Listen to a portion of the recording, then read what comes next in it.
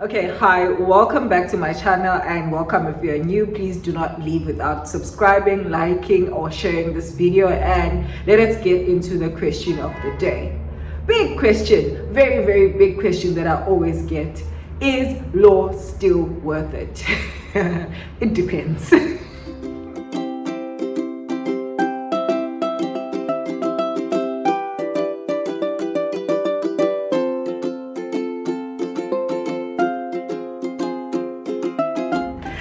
Okay, yeah, that's a typical lawyer answer in everything, and it truly does depend. Everything in life, every question that you have depends on so many circumstances. It depends on who is that perspective, on who is it coming from, what exactly are you asking for. So many things depend on the answer that I am about to give, and take this with everything in life.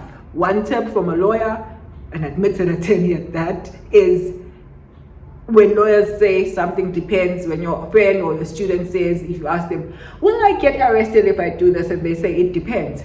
They truly mean it depends. Every detail in life actually determines the answer that you get in life. Anyways, am I getting all philosophical? Let's just get into the question. And so is life still worth it? Yes, the answer is it depends. And from me, who is now an admitted attorney and has been doing law for like almost 4 years now, I can truly say that law is still dependent on how really it depends on so many things. First thing that it depends on is that, firstly, our journeys are different. Everyone who starts the journey of a law is different. My journey is very different from a friend who graduated with me at the same time. Let me go get my tea, it's getting cold. Anyways, yeah, I'm the crazy tea lady. I'm currently having rooibos. This is nice. Anyways, yeah, it's after work, and because I'm trying to cut down caffeine, the first thing I do is when I get home is drink tea, because I used to first, when I get here, drink coffee. I don't know why was I drinking coffee in the afternoon, but right now I've restricted to drinking coffee up until 2 p.m. and if I don't drink it at 2, then it's tea. If I remember that I haven't drank my afternoon hot drink at any time, it would have to be tea, not coffee. Maybe I should also get like decaf thingy. Okay, anyways, I digress. Let's go back to the answer. So our journeys are different. First of all, let me speak about my journey. I did the LLB after having been enrolled in varsity for 1 year.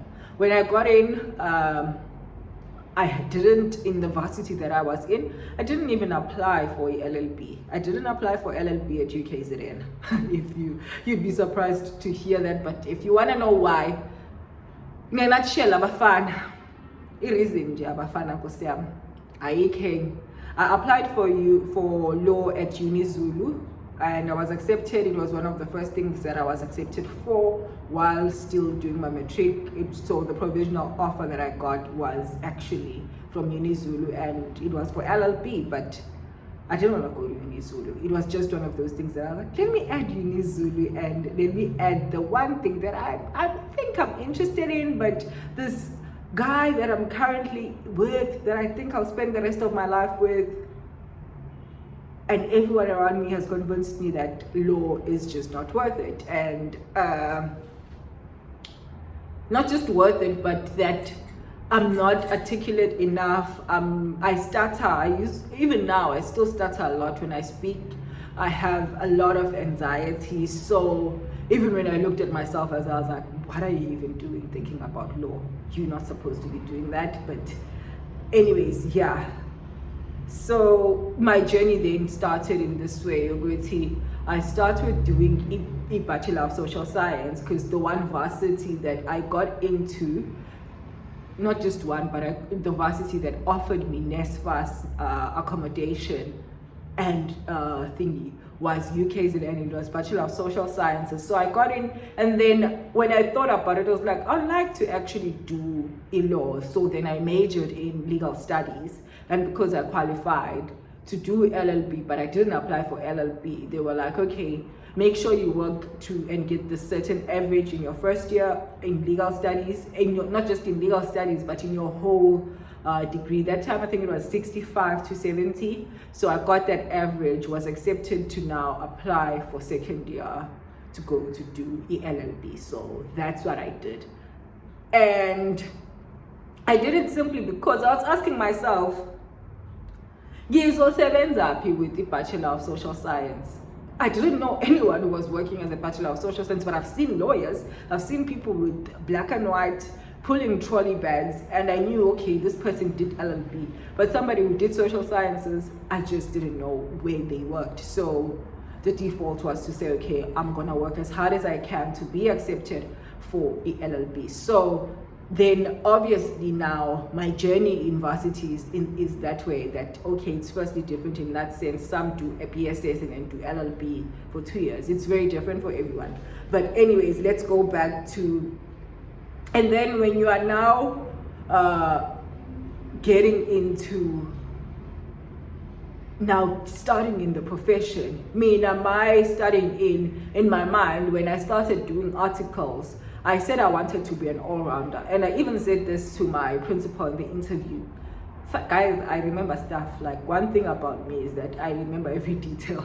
At some point, but I just have a memory of, what is it called? Memory of an elephant. I just happen to really remember details of certain important conversations or certain important events. It's not everything, but when it comes to things like an interview, how I responded, I was asked, why did I choose a small firm? Simple and straightforward answer is that I wanted to be an all-rounder, and I understood that in small firms, most of the time, you get to do everything, because most of the time it's a general practitioner that does everything and anything that comes their door, and that's exactly what I got. Even where I'm working right now, the department that I chose, because when I was starting at work, I happened to come at a time where there were so many vacancies, and they asked me, which area do you want to do? I was like, is there a department that does everything? I really like labor law. I'm good at labor law. I enjoyed it. I used to do it a lot in practice, but I like every other civil litigation, civil general litigation there is. Can I be put in a department that works like that? And I'm doing exactly that, because I'm an all-rounder when it comes.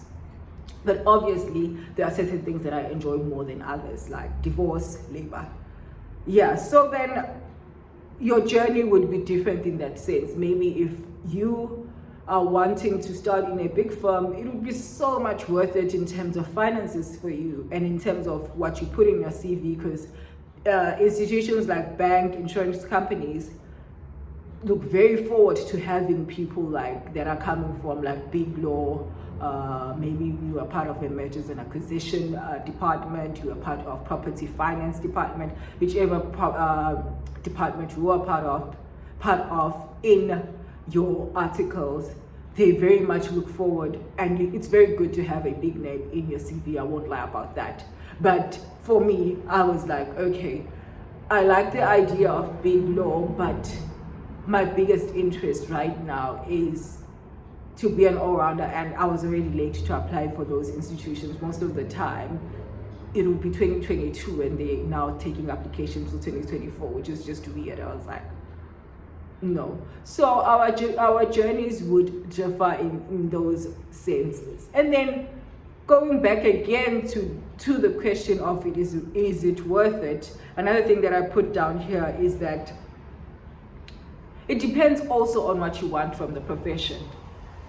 If your central idea in the videos that I've been, it's currently rush hour. In the videos that I've been doing, the 2 previous videos particularly, I spoke about how law is not a get-rich-quick scheme. So if you are coming into the profession with the mentality of, I want to have money as soon as I can possibly get the money, it's not going to be worth it for you because you're not going to get that. Some even leave this world without getting money because this profession is not we're trying to get you rich fast scheme. So if you are doing law and asking yourself, is it worth it? Ask yourself, why are you doing it? And if the reason why you are doing it is money, then I would think that maybe try find other reasons for joining the profession so that you'd see, is it worth it or not. The kind of work that you do for law, the kind of time that you put in, the anxiety that comes with it, does not amount to the type of work of the reward that comes with that. Most of the time, unfortunately, yes, but also when you go back into how you were rewarded even in varsity, it adds up. Like, I think science should show you while you are still in varsity. I will work for hours and hours preparing for a case only to get there and then it's postponed and I only get to speak for 5 minutes, or charges are withdrawn and I only get to speak for 5 minutes and I can't charge the client for a trial because a trial didn't take place. So you go back to things like that. And preparation for becoming a great lawyer starts from first year. It starts with you loving to read. So if you don't love reading, law is not going to be worth it for you. Get the tools to deal with anxiety and imposter syndrome as soon as you are in varsity. Mina, and as much as I always speak about therapy, Mina, I still use tools that I got in varsity because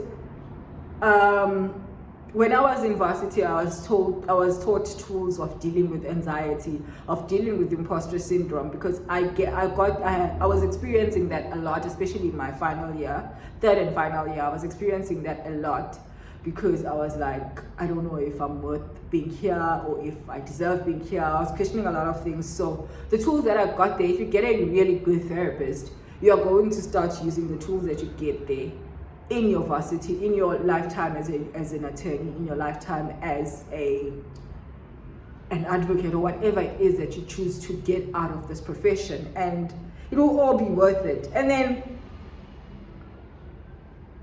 things that make you wonder if law is worth it is when you get to court and you are the only girl that's in court. I used to get a lot of those in civil court, especially because it would be in motion court, civil motion court. I'd be the only female that seated there. And there was this one time, it was a civil court, and I was doing a matter, an application, a rescission application, so it was now argument stage. And I was doing arguments there. My matter was thingy. Judgment was in my favor at the end of the day because the other party ended up saying, hey, I'm tired of arguing this because I was not backing down. I got my rescission.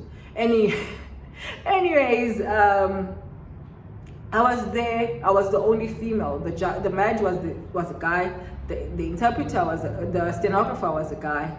My opponent was the guy. We were both defending a guys, and it's one of those things that you look at. And for me, to be part of those spaces and to be part of the people that change the narrative makes law worth it for me. It makes law so worth it, and reasons why I always say, and when people say, going back to practice is not worth it, it's not stable, it's not secure, always go back to reasons, why did I even start doing law? Simple. First of all, my other reason why I wanted to be a lawyer so bad, especially like when I was now doing my articles and doing like getting my boards, I had petty reasons, man. Some of the petty reasons was that I wanted to show my high school principal. My high school principal, when he was signing that offer letter, because back then your principal had to sign, was you really part of the school, whatever that thing was to sign. And he was like, you're accepted for law, Yeah, it tells you what kind of people I was dealing with. You see those people that come from... Anyways, yeah, I digress. The high school that I was in had a lot of racism and racial thingies involved. So the principal was like, you, lawyer. Well, hi, I am an admitted attorney, sir.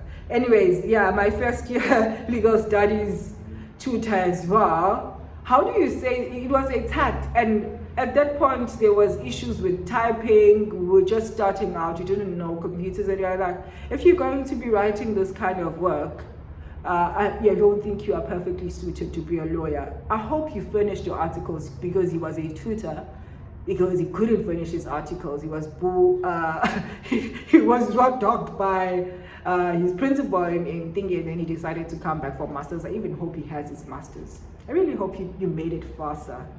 But Mina, I'm a lawyer. So those are my petty reasons, and also my high school boyfriend. Like, dude, I became a lawyer and not a pastor's wife.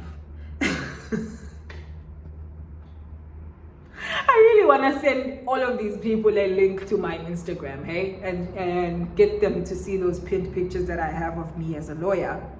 And then final thoughts is that if you want to be a lawyer and you're asking if it's worth it if you love being a lawyer. It's that simple. Like, law is one of those things that you have to do only if you love, especially litigation, especially practice, not just litigation, but practice of law, where you are now looking for clients, trying to have clients, trying to secure clients. You have to love the profession. If you don't, it's gonna be a struggle. You will give up. You will say that the profession is not worth it when money doesn't come through. And when Maxes just try to chew you, because oh my word, they try to chew you. Clients will also try to chew you. You won't think that you are worth it yourself. You'll start having a lot of imposter syndrome, and it'll just become a lot. And you would have questions like these when you are not getting the 6,000 that the LPC is proposing you get. You're going to come back and say, but I thought I was gonna get at least 6,000 when you're only getting 3K.